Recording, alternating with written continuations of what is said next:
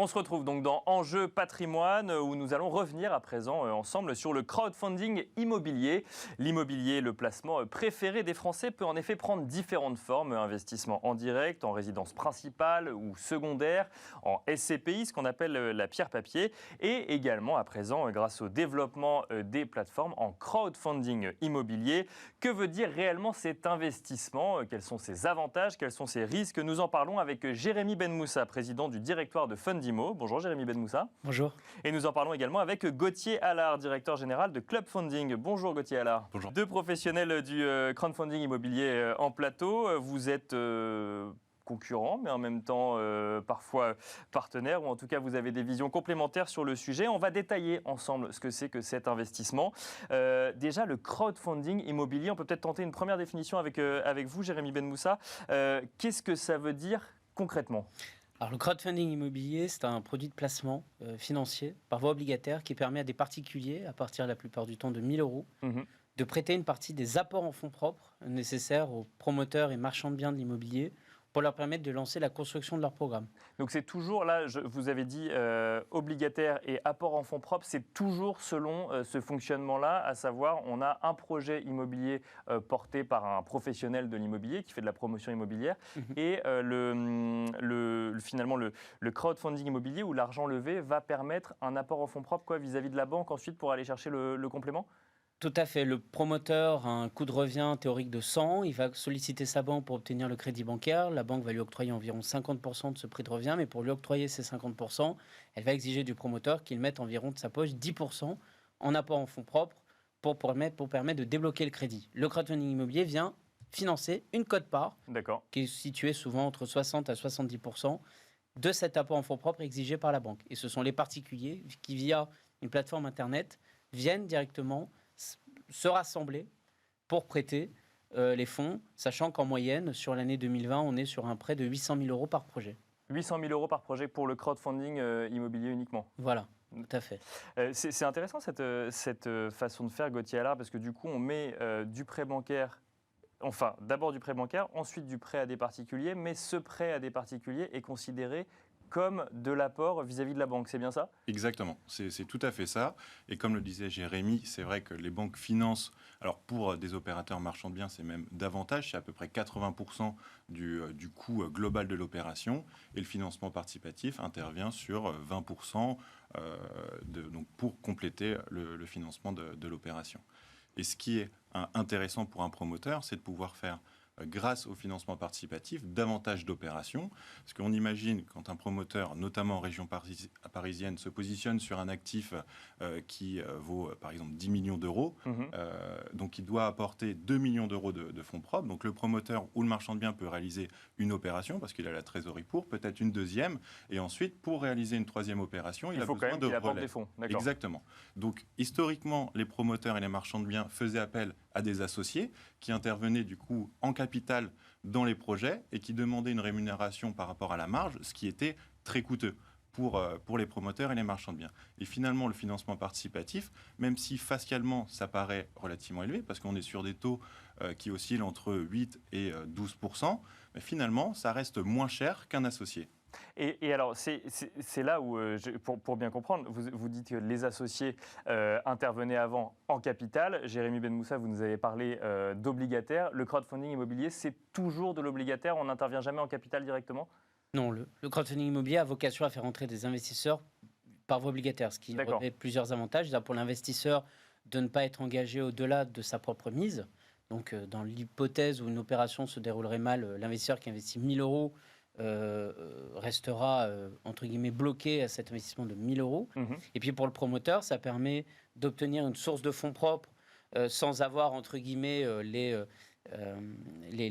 ennuis de la gestion d'une vie avec des associés, donc sur la vie de l'opération, sur telle ou telle décision de la vie impactante de l'opération, de pouvoir, comme l'a très bien dit Gauthier, rémunérer des fonds finalement entre 12 et 14% versus des fonds qu'il rémunérait plutôt entre 25 et 30% pour des associés. Donc ça permet un effet de levier et de rester maître à bord. De se focaliser vraiment sur la conduite de l'opération. On reste le seul patron à bord, même si on a plusieurs créanciers de plus. Mais d'ailleurs, c'est une très bonne question.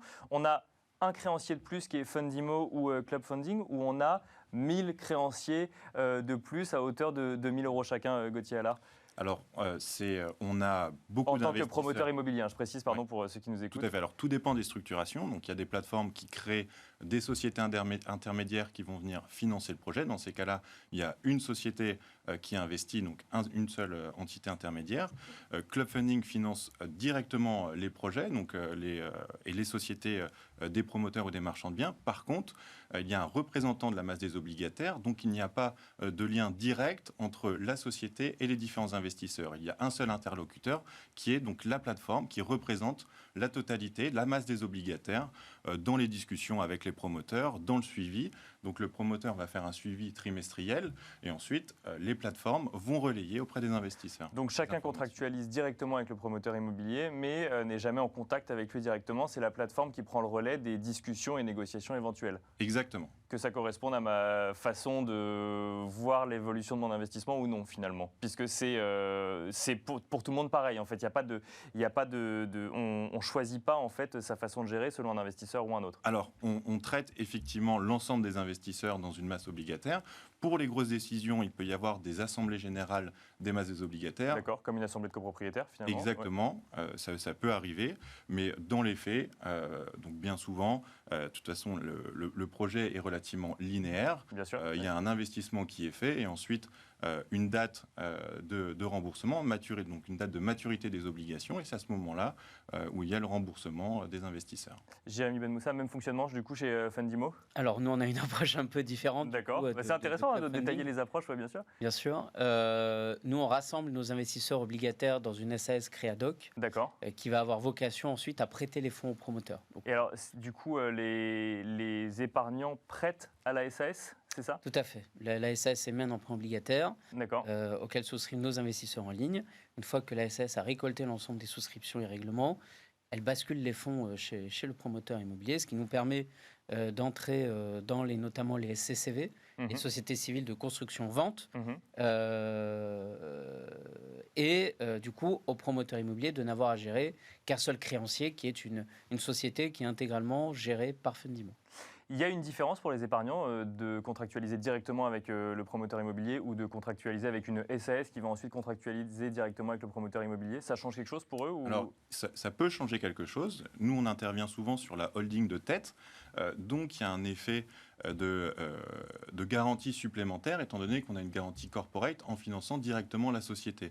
Donc, finalement, même si le projet financé est bien un projet défini dans le groupe, lorsque ce projet, ça peut arriver, et un peu plus de retard et des complications, dans ces cas-là, on exige au promoteur de nous rembourser tout de même sur ses fonds propres, parce que derrière, il a d'autres projets qui peuvent très bien se passer avec des marges qui sont relativement importantes, qui permettent de compenser D'accord, parce qu'on va financer la maison mère, effectivement, et pas le projet en particulier, je comprends. Du coup, justement, on en vient, parce que vous en parlez depuis le début, finalement, de ces potentiels risques qui peuvent émerger, enfin risques ou en tout cas questionnements qu'on peut avoir vis-à-vis de cet investissement. Jérémy Ben Moussa, aujourd'hui, quand on est investisseur, il faut faire attention à quoi? Quand on est prêteur, du coup, ou créancier, à quoi est-ce qu'il faut faire attention?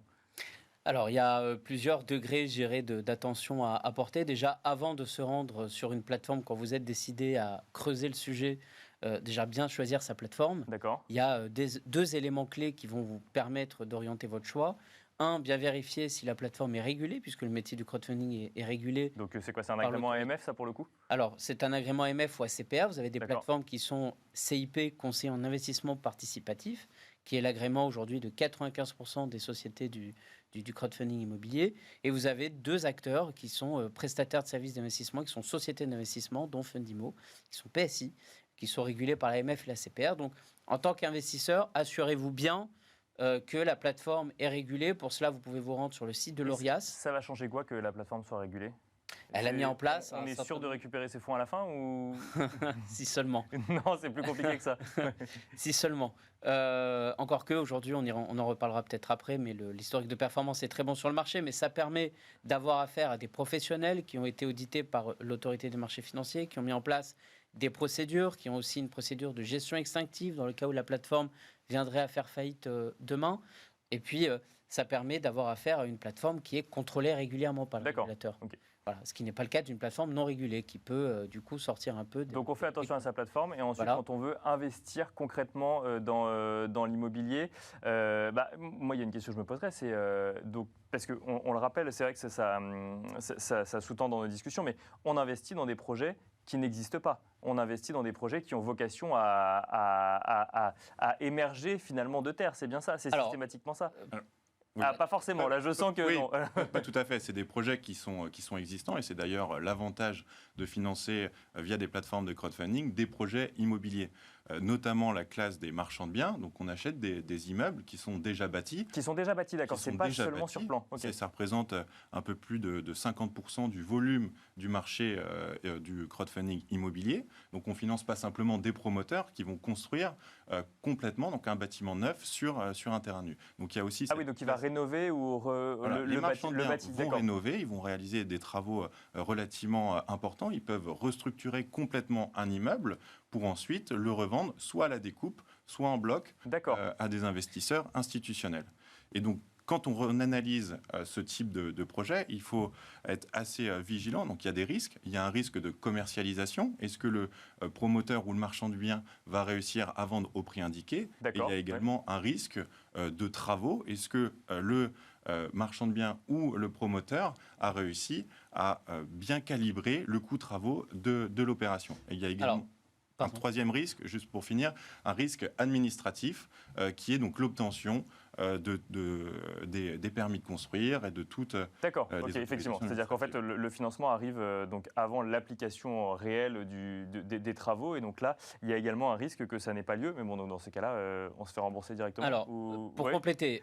Pour compléter d'abord les risques. Gauthier a très bien décrit le processus pour les marchands de biens. 50% du marché est aussi focalisé sur les promoteurs. Quand vous dites que le projet n'existe pas, si, le projet existe. Déjà, il y a un terrain qui est identifié. Le promoteur a obtenu un permis de construire purgé de tout recours. Les plateformes n'interviennent pas avant que ce PC soit purgé.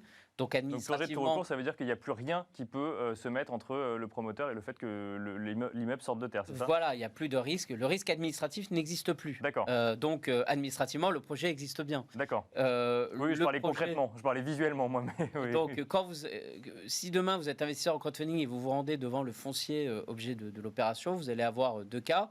Soit vous venez d'investir et donc le terrain en quelque sorte est vide, mais vous allez voir le panneau du permis de construire qui a été purgé avec des travaux qui ont sûrement démarré, soit le promoteur a commencé à construire et on est en hors d'air. Mais ce que je veux vous dire, c'est qu'au moment où concrètement l'investisseur va entrer dans l'opération, donc au moment où il va souscrire sur une plateforme de crowdfunding immobilier pour une opération de promotion, le PC est purgé de tout recours, l'immeuble est pré-commercialisé entre 40 et 50% déjà sur plan. Les études de sol ont été réalisées. Donc l'investisseur arrive au moment le plus concret de l'opération où le promoteur va acheter le terrain et construire. Alors justement, il nous reste quelques minutes pour... donc là, on a parlé des risques. Je pense qu'on a identifié un petit peu ces risques-là. Gauthier Allard nous avait parlé de risques de commercialisation. Alors, dites-moi si je me trompe, mais du coup, on prête de l'argent à ce promoteur immobilier qui va nous payer un rendement. Ce rendement, il vient quand même du fait à un moment que ce promoteur gagne de l'argent. Il gagne de l'argent en vendant ou en louant les appartements qu'il a construits ou rénovés. Quel rendement on peut espérer et qu'est-ce que ce rendement veut dire? Peut-être Jérémy Benmoussa d'abord et ensuite Gauthier Allard. Alors, ce rendement, on voit qu'il s'établit et qu'il se stabilise au-dessus de 9% par an depuis 2016, puisque avec Fundimo, on publie le baromètre du crowdfunding immobilier depuis 2016, donc on se rend compte de l'évolution de ces rendements.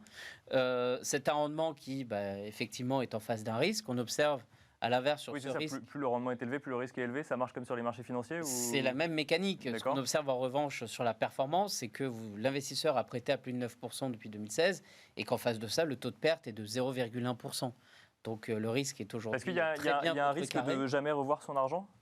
À terme, vous avez un risque de capital. Si le promoteur n'est plus en mesure d'aller au bout des travaux ou a énormément de mal à vendre les derniers lots de l'opération, si bien qu'il soit obligé de les dégrader pour s'en débarrasser, il y a un risque pour l'investisseur de ne jamais retrouver sa mise. Et c'est là, du coup, j'imagine, où les plateformes interviennent pour quand même vérifier qu'on fait confiance à des gens qui savent un peu ce qu'ils font. Et exactement, c'est le rôle des plateformes de sélectionner les projets et avant que le fonds propre soit impacté, donc l'investissement des investisseurs, il y a d'abord une couche de marge, la marge de l'opération, qui va permettre d'absorber ces fluctuations au niveau de l'opération. Donc une augmentation du coût de travaux, il va y avoir d'abord un impact sur la marge et les investisseurs vont quand même pouvoir récupérer leurs fonds. Et il y a également aussi des niveaux de garantie mis en place, et donc ça c'est propre à chaque plateforme. Il peut y avoir donc des garanties comme des cautions personnelles des dirigeants qui portent le projet. Il peut y avoir également des garanties des dirigeants, des promoteurs immobiliers. Des promoteurs immobiliers qui ont du patrimoine par ailleurs. Il peut y avoir également des sociétés qui détiennent du patrimoine parfois même de plusieurs millions d'euros, qui le mettent en garantie. Donc il y a tout un environnement de garantie qui permet de sécuriser l'investissement des investisseurs. Et alors, il nous reste vraiment quelques secondes, mais je trouve intéressant quand même d'aborder ce point, parce que quand on parle de construction immobilière, c'est une question qui revient souvent, c'est est-ce qu'il y a des retards? Et si retard, qu'est-ce qui se passe? Qui veut répondre en 10 secondes maximum? Gauthier, alors oui. peut-être Alors, il peut y avoir des retards sur des projets qui sont dus à des complications au niveau des travaux. Et qu'est-ce qui se passe dans le cas où il y a un retard? Il y a une négociation qui se fait avec la plateforme. Club Funding, dans ces cas-là, met en place souvent une augmentation du taux d'intérêt pour compenser le fait que les investisseurs vont avoir un décalage au niveau du remboursement. Et ensuite, c'est simplement donc le remboursement va pouvoir se faire dans les temps une fois que le promoteur aura pu finaliser son opération. Merci beaucoup, messieurs. Gauthier Allard, je rappelle que vous êtes le directeur général de Club Funding. Jérémy Ben Moussa, vous êtes le président du directoire de Fundimo. Merci de vous être prêté à cet exercice complexe de définir le crowdfunding immobilier en 15 minutes. Mais bravo, c'est beaucoup plus clair, je trouve. Merci à vous également de nous avoir suivis. On se retrouve tout de suite dans la deuxième partie de Smart Patrimoine.